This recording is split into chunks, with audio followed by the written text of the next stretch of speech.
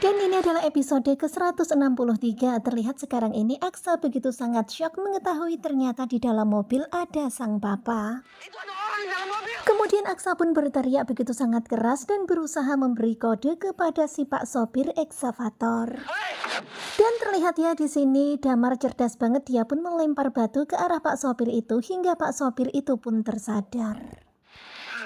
Tentu saja pak sopir itu kaget ya, ada orang yang melemparinya, kemudian ada orang yang berteriak-teriak di bawah, ada apa ini? aku cari sesuatu buat Dan bersyukur banget ya si bapak itu segera paham kalau di dalam mobil ternyata ada orang. Kemudian Damar pun mengambil batu diberikan kepada Aksa. Masih Damar. Kemudian Aksa pun bersegera memecah kaca itu supaya Pak Bastian bisa keluar. Dan tentu saja lega banget ya, Pak Bastian selamat, Pak Bastian bisa keluar dari mobil itu. Dan tentu saja Aksa lega banget ya ketika melihat sang papa alhamdulillah selamat. Kenapa aku malah Sementara di dalam hati Damar heran sendiri dengan dirinya, kenapa dia malah menolong Aksa. harusnya aku benci? Dan begitulah Damar bertanya-tanya sendiri di dalam hati, padahal seharusnya dia membenci Aksa, malah nolongin. Dan putra kecilku yang Tetapi Damar pun berpikir kalau itu tadi adalah permintaan putra kecil kesayangannya, jadi ya akhirnya dituruti. lagi ada. Dan Bastian begitu sangat kaget karena ternyata orang yang menolongnya adalah Aksa. Aksa pun membantu membuka tali yang mengikat Bastian.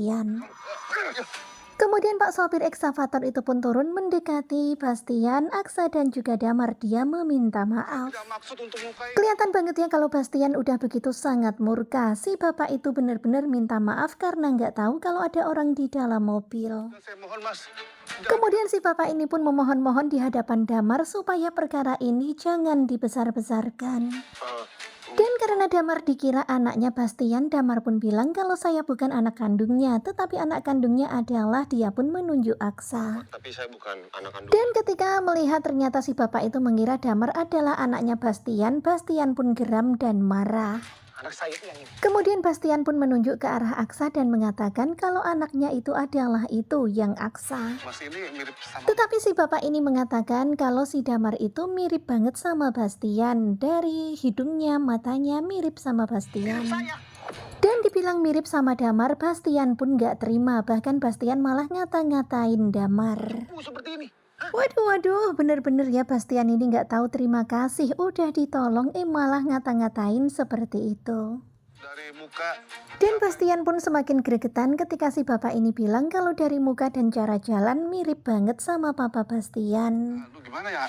Terlihat Damar yang diam saja ketika mendengarkan si bapak itu ngomong. Sementara terlihat Bastian semakin geram. Sekarang aku justru merasa. Kemudian Aksa pun minta supaya sang papa jangan ribut. Tetapi ketika dilihat-lihat, Aksa malah merasa yang dibilang orang itu benar. Kata-kata supir tadi itu. Karena kalau dilihat-lihat Bastian sama Damar ternyata memang mirip. Emang mirip sih. Waduh, jangan-jangan beneran ini plot kalau ternyata Damar adalah juga anaknya Bastian. Rumah sakit. Ya kita. Karena kita kan nggak tahu ya masa lalunya Bastian ini, sepertinya memang banyak perempuan di balik Bastian. Mamanya Reno, mamanya Aksa. Habis itu kalian masih ingat ya sama Maya? Maya yang dia ibunya sakit di rumah sakit, atau mungkin Damar adalah si anak orang itu juga? Dan apakah Damar dan Aksa ini saudara atau beda ibu? Tentu saja kita semuanya jadi bertanya-tanya sama masa lalu Bastian. Bagaimanakah kelanjutannya? Apakah Damar benar-benar adalah anaknya Bastian? Karena sebenarnya Damar ini kan bukan orang miskin seperti ini. Sebenarnya Damar itu orang kaya. Simak kelanjutan ketika cinta memanggilmu bersama dengan Gogo Joba. Terima kasih buat kalian yang sudah selalu setia dan jangan lupa nantikan video selanjutnya. Terima kasih dan bye-bye.